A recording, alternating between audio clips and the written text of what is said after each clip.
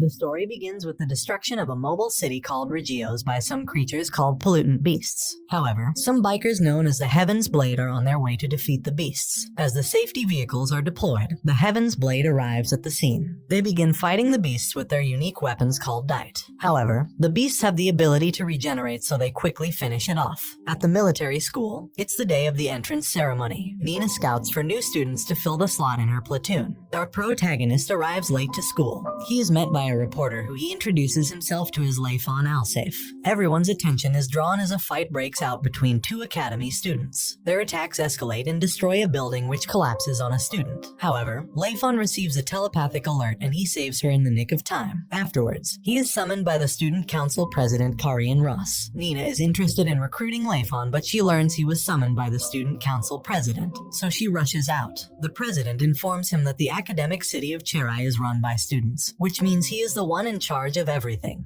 He tells Leifon he is being transferred from his general studies department to the military department in respect of his skill. Although Leifon doesn't want to be a soldier, he has no choice but to obey. Nina arrives and begs the president to leave Leifon in her care. After school, they both part ways, and Leifon notices a girl throwing a tantrum at a hole. He notes that she was the one that sent him a telepathic message. However, she leaves without saying a word. Back at the battle, the beasts keep regenerating, so the fighters use their maxed attacks one after the other to finally destroy the beast, who is fused on a cellular level. The next day at the base, Nina introduces the platoon members to Leifon, the sharpshooter Sharned, the DITE mechanic Harley, and the second-year psychokineticist Fairy. Nina moves to determine his combat position by having a practice battle with him. During the battle, the others are impressed that he can keep up with Nina's skill. However, she uses an external type burst skill which Leifon is unable to block, eventually knocking him out. At the infirmary, Fairy notices he has a huge flow of K, which is their energy source. This implies that he pretended to be hurt.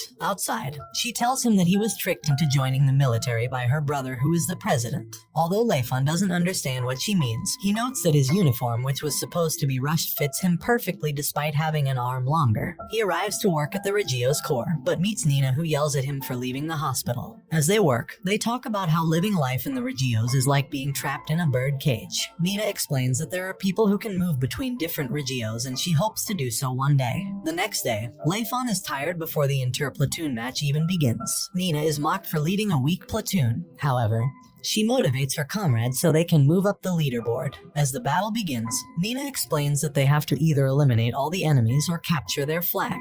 They are engaged by the enemy, but Nina defeats one easily. However, Leifon seems to be struggling to keep up. The president tells Commander Vans that Leifon is hiding his true ability. The entire group is uncoordinated, so Nina is cornered by enemies and put down. However, Leifon comes to her aid, but the enemy gang up on him and toss him over a cliff. Nina faces the remaining enemies alone but can hardly keep up. She uses the last of her strength to launch an attack that is easily invaded. The enemy commander launches a barrage of attacks on her, but she doesn't give up. Fairy is able to convey her feelings to Leifon, so he charges at the enemies, revealing an advanced color of K. He then defeats the enemy commander and claims their flag. Lilin, a childhood friend of Leifon, attends a management school in Grandel. One day, she meets a girl and suddenly begins to cry. The girl, who notices something strange about her, introduces herself as Sinola and makes a move on her. After the match, Leifon is totally ignored by Nina and Fairy. The president commends him on his performance.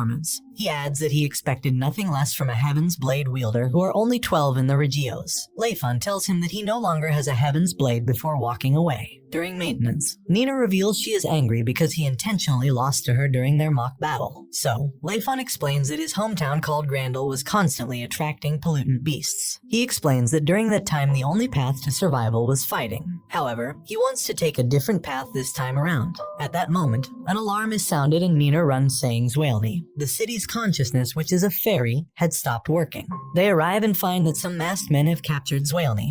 Another student is also there who transports everyone present to another space, apart from Leifon. Once there, they begin fighting. Nina is told to stand by, but she attacks the fairy thieves instead. An enemy's mask falls off, revealing it to be faceless. As Nina looks at it, she is affected by its ghost, and in turn the other student uses a special burst of K to end the battle. He immediately wipes the memories of Nina, who then falls unconscious. Harley explains that Nina once confronted a man who wanted to sell a baby fairy. Although she succeeded in freeing the fairy, the man let her fall to her death. However, she is saved at death's door by a bigger fairy who exchanges exchanged its life for hers. Outside, Leifon is dragged by Miffin the reporter and Naruki. They introduce him to their friend called Michi, who thanks him for saving her at the entrance ceremony. After a tournament at Leifon's hometown called Grandel, the queen refuses to give Leifon's Heaven's Blade to the winner as the custom demands. Inside, she meets the real queen who she has been filling in for. The real queen has been living her life as an ordinary girl called Sonola. She begs the queen to return to her duties, but she reveals she has found someone she wishes to pay close attention to for a while. At the base, it is time for training, but Fairy is absent, so Nina dismisses everyone.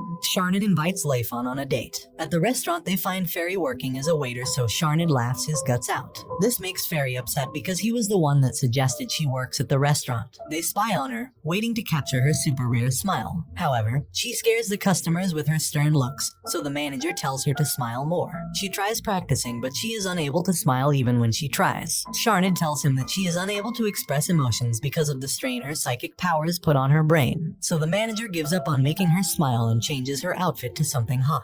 With this, she charms the customers without having to smile. After noticing her brother came to the restaurant, she stops working. Once outside, she uses her power on the camera and even burns the memory card. At the park, she finds that Miffin's group is doing a part-time job, so she offers to join. They go to an abandoned alchemy research facility, and here Miffin begins her investigation, but shortly after she is attacked by a beast. The others come to her rescue, but they are also captured. Luckily, Vans arrives and slays the monster. He explains that he too was investigating the abandoned facility. He orders Fairy to use her powers to find her captured comrades and also call for help. With her powers, she locates her friends. However, they are attacked by more beasts on their way, so Vans battles them. Fairy uses her powers to alert Nina and Leifon, who begin rushing down. As Vans is put down, Fairy moves to rescue her friends, but the monster stands in her way. She uses her powers to cause the roof to collapse on the beast, leaving Vans to deal the finishing blow. Several days later, Leifon and Fairy are hanging out. Meanwhile, Michi is waiting to give him her homemade snacks. However, she doesn't approach him after noticing he's walking with Fairy. On match day, Leifon invites Michi out for lunch, so they go out to eat at a restaurant, and after they have dessert in the back.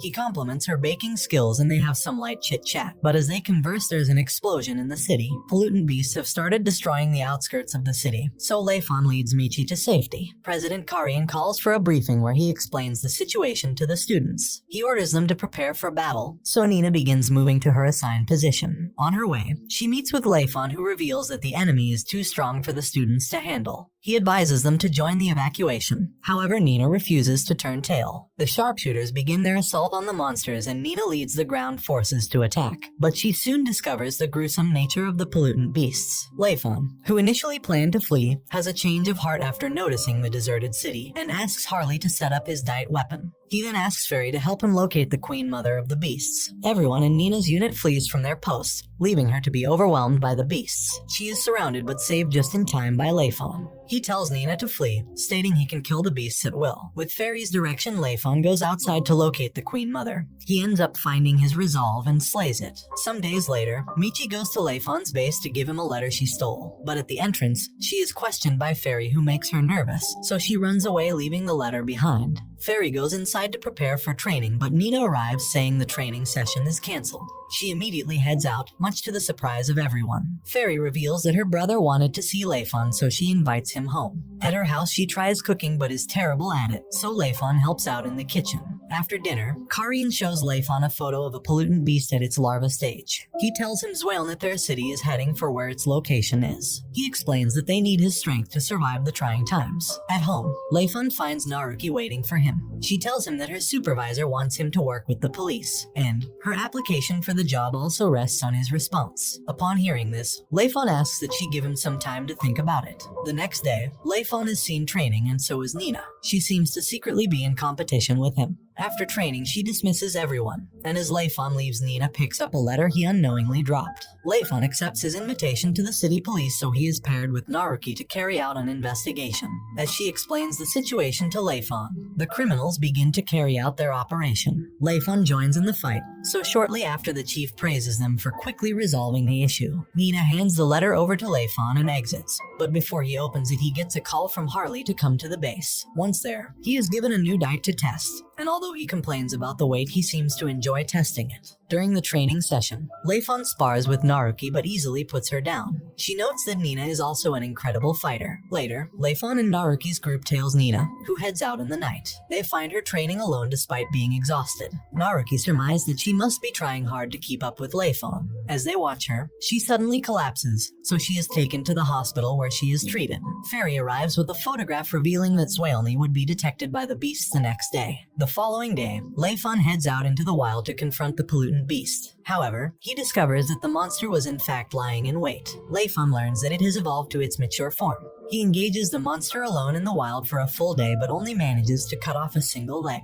Fairy uses her telepathy to inform him that Zwalny has changed course so he should return. However, he tells her the beast can easily catch up to them if it wants to, so he continues battling it alone. Shortly after, his platoon members arrive to provide support. Nina hatches a plan where she would use herself as bait. They put the plan in motion and succeed in trapping the beast in a canyon and eventually defeating it. At Graden, Lilin reads a letter she received from Leifon, but she's interrupted by a man. However, before he could introduce himself, they are both transported to the roof. Here, she discovers the two men are Heaven's blade wielders called Savaris and Lintes. In Zwalny, the 17th platoon is having a match. Leifon is confronted by Gornio, who is hailed as the strongest attacker in the city. Karian reveals that Gornio is the brother of Savaris, who was once Leifon's partner. The battle begins with Gornio using his K to control rock projectiles. However, Leifon breaks through all his attacks. Another enemy, called Shanty, dashes in to attack Leifon, but he blows her away easily. He creates multiple clones of himself, and as they try to locate the real him, the match ends because their flag has been captured. Later, Karian summons Nina, Leifon, and Gornio. He reveals that Zwalny is approaching a city that was attacked by pollutant beasts. The two combined platoons head out into the wild.